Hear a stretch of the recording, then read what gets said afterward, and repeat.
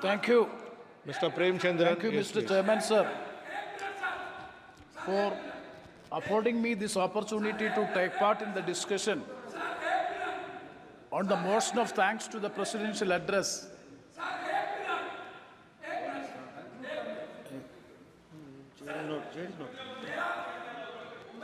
No, already one member stood up and he started speaking. Please. Prem Chandra ji, already you started speaking. No. Yes, sir.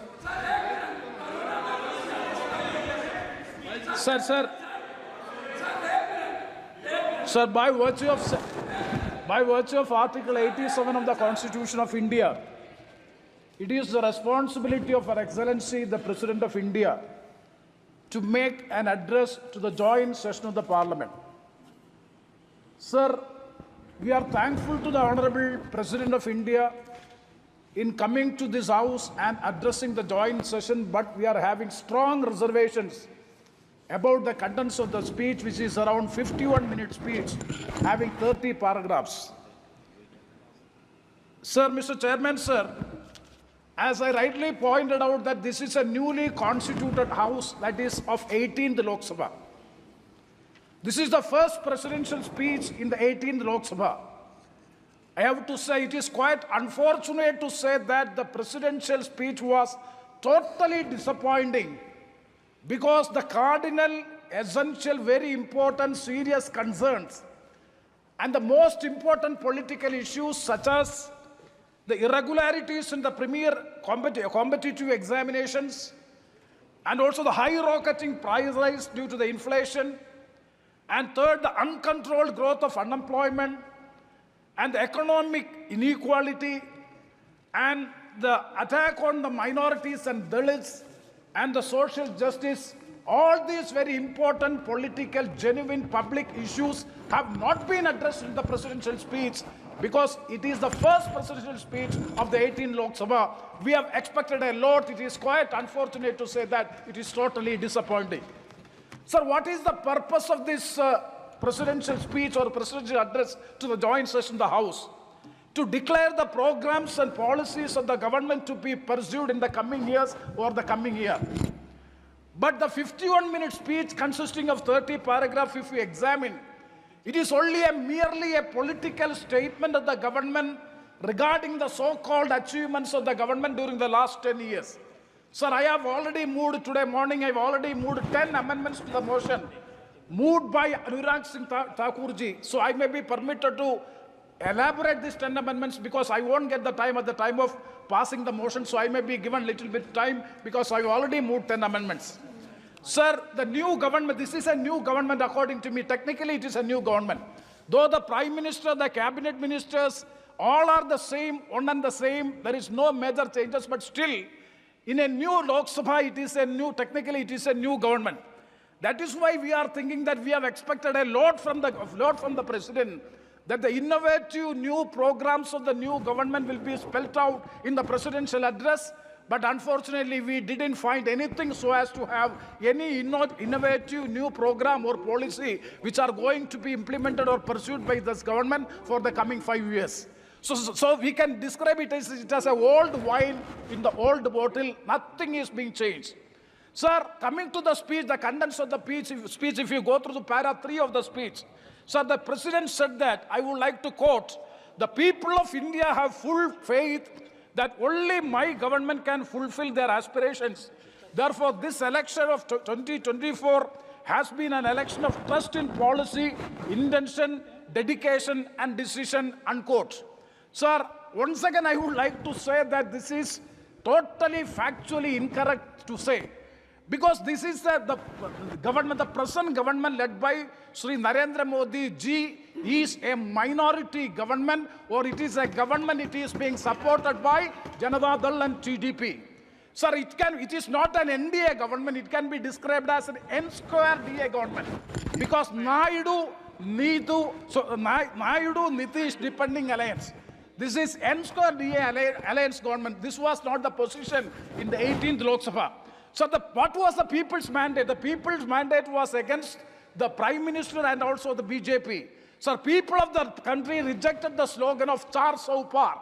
I still remember when the last reply by the Prime Minister to the motion of thanks discussion, he has openly said in the House that our government will come back with Char Sau Par majority, that is 400 seats plus.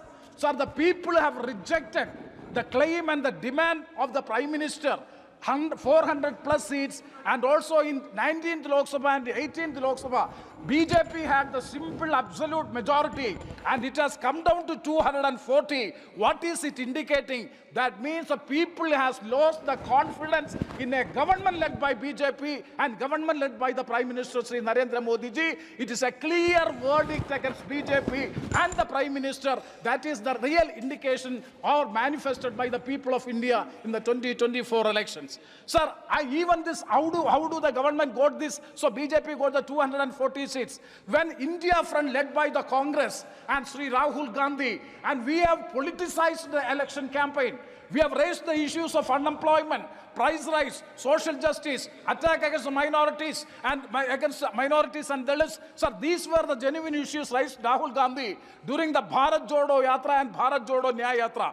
But what was the focus of the election campaign done by the BJP? BJP was trying to divide the people of the country, socially dividing the country on the basis of the communal lines. Sir, for getting a third straight term, you have communalized the entire political campaign. Sir, the anti-Muslim rhetoric used on the campaign damaged the global reputation of the country. So the political statement of the Honorable Prime Minister of the largest democracy in the world, which was astonishing to all. Sir, he indulged in most vicious form of hate speech, such as calling Muslim or what you say that infiltrates with large families, accusing the Indian National Congress that if Congress comes to power, they will redistribute the wealth of Muslims to Muslims, including the gold ornament of others. And further Honorable Prime Minister went to say that the Congress will choose Indian cricket team on the basis of religion. This was the statement made by the Honorable Prime Minister during the election. That is why the then Prime Minister of the country, Dr. Manmohan Singh, have described it as, I would like to quote Dr. Manmohan Singh, that is, I quote, Modi ji is the first Prime Minister to lower the dignity of public discourse and thereby lower the gravity of the office of the Prime Minister, unquote. That Kindly is Dr. conclude, Manmohan sir. Singh. Kindly Sir, conclude. just 2 minutes. Kindly conclude, sir, please.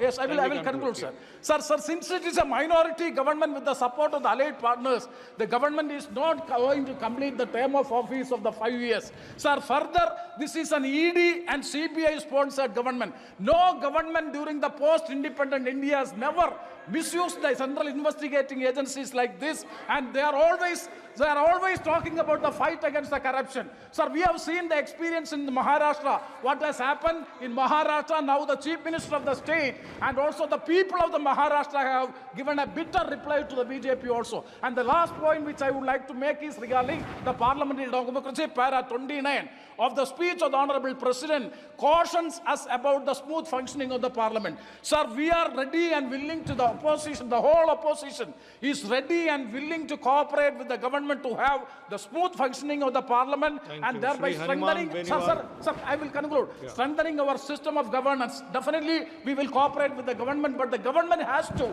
take the initiative in having smooth functioning of the Parliament, for which the opposition has to be taken into confidence. So, sir, the last 10 years, the opposition was not taken into confidence. Major legislation, Indian Penal Code, Criminal Procedure Code, Indian Evidence Act, Data Protection Bill, all these major legislations were passed in the absence of opposition. So I would like to urge upon the government, please take the opposition into confidence. Let us have the smooth functioning of the Parliament, and also the constitutional values have to be protected, for which the Parliament have the supremacy and the Parliament should be independent. That is to be maintained. And also I urge upon the government, learn the lessons from the people, that the people of India are not going to allow to drastically change the constitution. It will not be allowed the people of India. With this words, I conclude. Thank you. Thank you very much, sir.